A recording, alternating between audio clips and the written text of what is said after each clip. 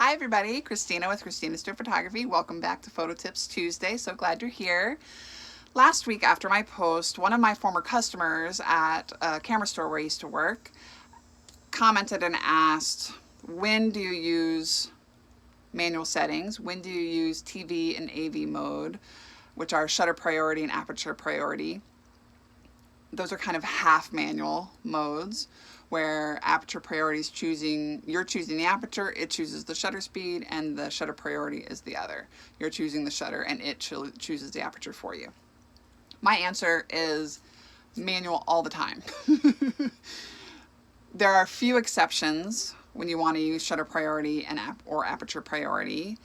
If your lighting situations are changing quickly back and forth, say you're shooting a football game and half the field is lit by the sun setting and the other half is already in shade by the bleachers, or you've got nature, you've got birds flying from shaded area into bright area, and you can't think as quickly on your feet or change your settings as quickly, then those are some acceptable times to use AV and TV modes, aperture and shutter priority modes. Even in those situations though, I use manual settings because I have a little bit of control issues when it comes to my pictures. That's what makes me professional. That's why I teach it. I know what I'm doing. I love what I do. And choosing your manual settings is much less challenging than people think. At its base, at its core, at its starting point, at its simplest, a picture is light. That's it.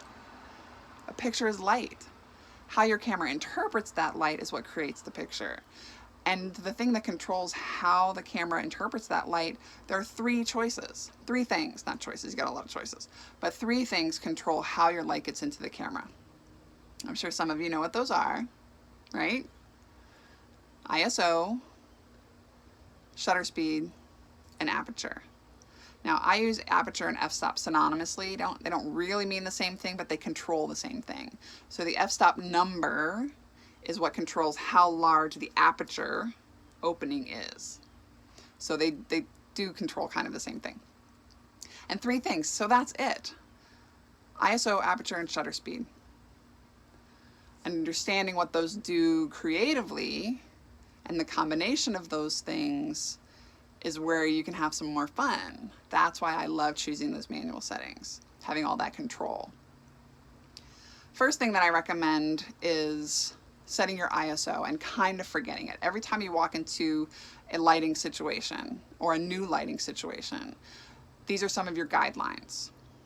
And I'm not a big rules person, so they're guidelines, they're starting points, right? This isn't the be-all end-all for those who are very literal. You want to start and then work your way around these settings. So if you're not getting what you need from your aperture and your shutter speed after you change your ISO, after you set your ISO, then you want to go back and change your ISO. So the ISO controls how sensitive your sensor is to light and how quickly it receives and records that light on the sensor, which used to be film. The shutter speed is probably the easiest to remember what it controls because the definition is built into the name. Speed controls how quickly, technically, controls how quickly that shutter opens and closes. And your third thing is the aperture, and that controls how large the opening is. So all three of those things allow light into the camera. Okay, ISO is how quickly it's received and recorded. The shutter speed is how quickly the shutter is opening and closing. If it's left open for a long period of time, more light can come in, right? If it's open and closes quickly, less light can come in. Now the aperture controls how large that opening is. Like the pupil of your eye, when you go outside on a bright sunny day, your pupil condenses because you don't need as much to be open as much because there's so much light available. When you go inside at night or indoors, your pupil gets bigger, right? Because you need to be able to let in more light because there's less light available. So that's how your aperture and shutter speed work with letting light in. And that's it. 3 little settings. Now, of course, there's hundreds of combination of those, thousands of combinations of those numbers. But once you learn what the camera wants, how it interprets light, what those settings do to control the light that comes into the camera, and how they creatively control the effect in the picture, then you know where to go and where to start. So shutter speed controls, again, the easiest one, how creatively controls how blurry your subjects are or how frozen they are. If you want to purposely slow your shutter speed down and show that blur, you want to show someone walking down the street or riding a bike, or the waves rushing down, in a stream, you want to show that motion so you can slow your shutter speed down. If you want to shoot a landscape and you want to have your whole background in focus, then you choose a high number aperture, f-stop number, to show that, get everything in focus. If you want to get that bokeh effect where everything behind your subjects, it's really nice for portraits, is blurry, there's not much behind your subject that's in focus, then you're going to choose a lower f-stop number, less in focus, larger opening. So once you understand what all of those things do and how your camera wants to see things and wants to bring in light, then it's so much easier to make your choices and get control of your pictures. I've had so many people say, man, I saw this picture, I saw the scene, I could, imagine it. I picked up the camera and I shot it, and the camera didn't do it right. The people were blurry or the background wasn't clear, because your camera doesn't know what you want it to do. It just goes by what it thinks it should do.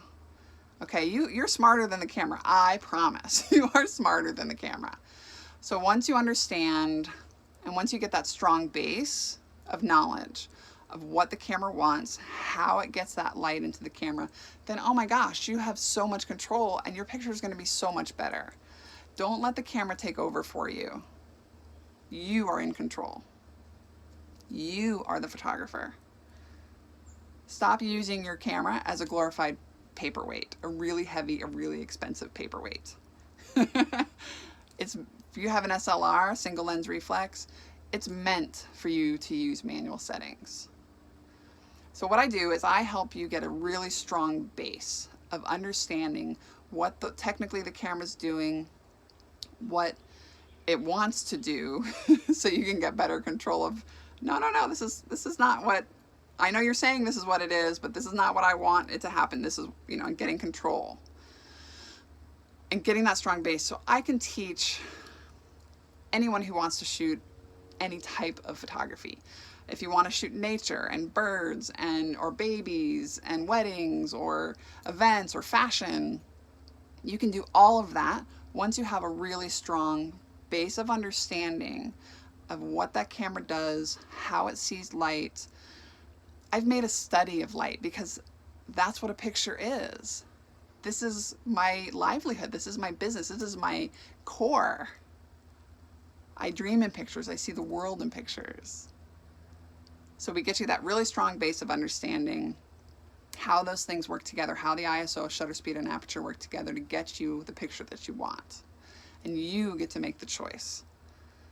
So for me, and what I recommended to my former customer and friend, is manual settings as much as possible, because then I get to choose. Now I do a combination of things. I do all kinds of different settings when I'm shooting all kinds of different situations. I change my settings like crazy because I got this type of picture. Awesome. Now I want to change it up, same scene. I want to get a completely different type of picture. I can line up 20 photographers behind me and point at one thing and say, shoot that item. And we're going to come back with 20 different types of pictures. That's the kind of choice you get when you understand manual settings. So it's a little bit of an advanced lesson today, which is okay with me.